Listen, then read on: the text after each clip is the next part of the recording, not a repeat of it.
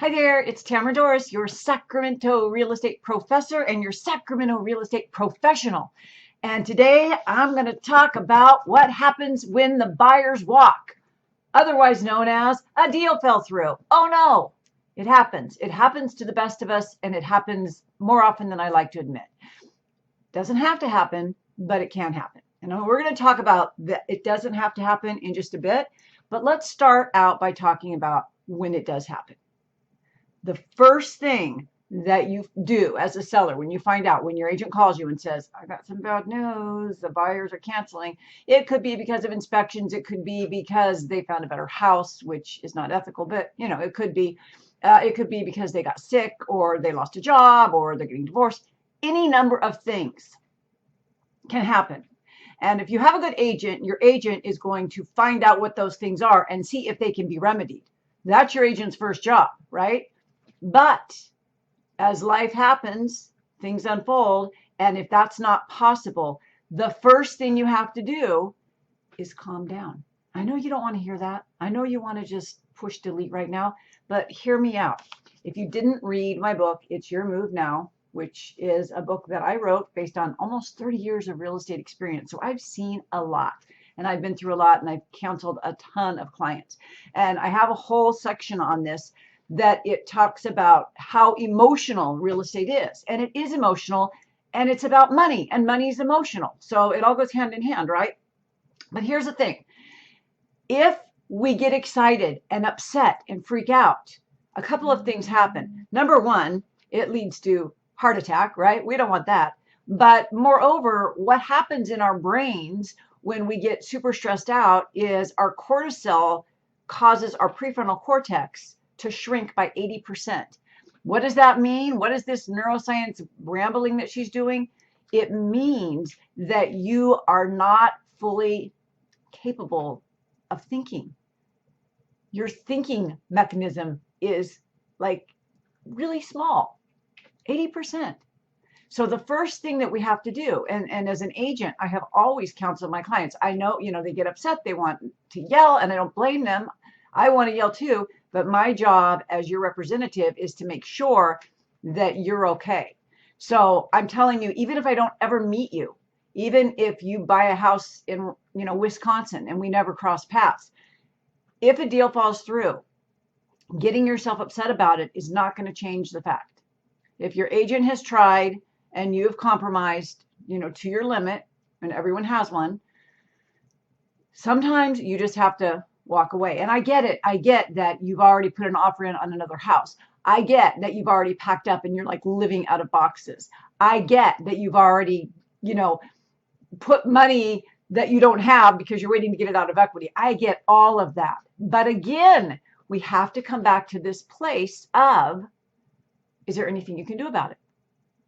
And if the answer is the only thing that we can do about it is get upset and have a heart attack, or fill our body with cortisol and stress and yell at everybody, or get online and just complain to everyone who will listen to us, that's probably not the most productive and effective use of your time. So my plan of action when a deal falls through is you got to get back up on that horse. And here's the thing, and I told you I would talk about this later. When you get back up on that horse, what does it mean? It means you think logically, and you and your agent work together, and you're like, okay, let's make it live in MLS. What can we do to freshen it up? One of the things I always do if a buyer walks out on a property is in MLS, I'll add the comment when I make it live again, add the comment that says buyer couldn't qualify or whatever, because I don't want the public, the agents that are seeing it to think, oh, something's wrong with the house, if that's not the case. Now, sometimes it is, and then you have to be honest about it. But if it's not about the house, just the buyers had something else going on, then I want to make sure that the world knows it's not my seller, it's not my seller's house, it's that the buyer, whatever, and they're no longer interested, or they can't buy the house, whatever the case may be. A lot of times it has to do with the loan. They can't qualify now. A bankruptcy came up or something of that nature. So what is your plan of action? Because it's you that we care about. The first thing you're going to do after you get it out of your system, beat some pillows up or whatever, and your agent makes sure there's no other remedy, is get it back on the market. get back on the horse and get excited again. Because look, your emotions being positive and happy have so much more to do with your home selling than you think. Your emotions, I don't care if you call it faith or trust or whatever you want to call it, whatever you feel like you want to believe in is okay by me.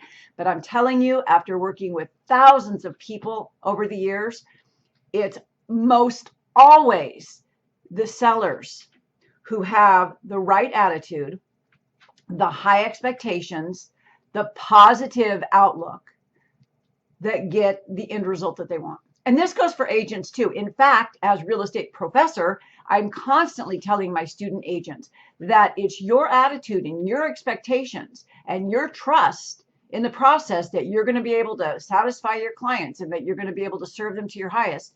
It's all up to you. So attitude has everything to do with everything. And don't let anyone tell you different. You may be reading the Dow Jones and you may be saying, well, she doesn't know what she's talking about because this is all black and white, analytical, binary. No, no, no, no, no. There is so much more that people do not want to realize, way, way beyond what we can see with our physical eyes. And whether you believe that or not, I don't care. It's not about trying to make you believe it. I'm just telling you that if you have an attitude of gratitude and you get back up on that horse, your house will sell again quickly. And then the next time, there will not be this fallout. And I'm not blaming it on you if it fell out in the first place. I'm just helping you figure out what to do from that point on. Does that make sense? Okay, if you don't have this book, it's Your Move, Inside Secrets to Buying and Selling a House. You would think I know the title by heart, but I had to read it. And if you are in the Sacramento area and we have an appointment, then I give you one for free. But otherwise, you can buy it on Amazon if you're not local or you're not, seriously in the buying or selling, or you have another agent. That's fine. But it's on Amazon otherwise. And if you're interested in talking to me, give me a call, text me at the number below, and let's get on a Zoom call and we can talk about selling your home. We don't have to do it in person if you're not ready. If you're like, well, I'm 2 months out or I'm a year out, no problem. I'm still happy to have a Zoom call with you and we can run comps at the time right here on my computer and you can show me around your house via the beautiful internet and we can get to know each other a little bit that way. So if that sounds good, or if you're just ready to rock and roll and you want me to come over and list your house, give me a text or a call and we will make it happen. I hope you have a beautiful day. Thanks for watching.